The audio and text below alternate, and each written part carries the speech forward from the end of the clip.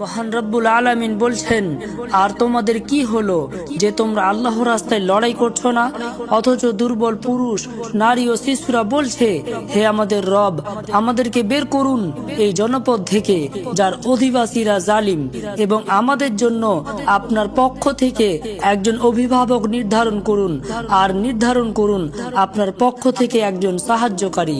যারা ঈমান এনেছে তারা লড়াই করে আল্লাহর পথে, আর যারা কুফরি করেছে তারা লড়াই করে তাগুতের পথে।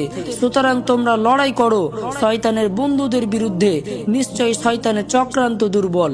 অতঃপর তাদের ওপর যখন লড়াই ফরজ করা হলো, তখন তাদের একদল মানুষকে ভয় করতে লাগলো আল্লাহকে ভয় করার অনুরূপ অথবা এর চেয়েও কঠিন ভয়, আর বলল, হে আমাদের রব, আপনি আমাদের ওপর লড়াই ফরজ করলেন কেন? আমাদেরকে কেন আরো কিছু কালের অবকাশ দিলেন না? বলো, দুনিয়ার সুখ সামান্য, আর যে তাকওয়া অবলম্বন করে তার জন্য আখিরাত উত্তম, আর তোমাদের প্রতি সুতা পরিমাণ জুলুম করা হবে না।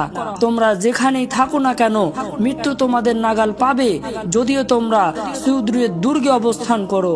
আর যদি তাদের কাছে কোনো কল্যাণ পৌঁছে তবে বলে, এটি মহান আল্লাহর পক্ষ থেকে, আর যদি কোনো অকল্যাণ পৌঁছে তখন বলে, এটি তোমার পক্ষ থেকে।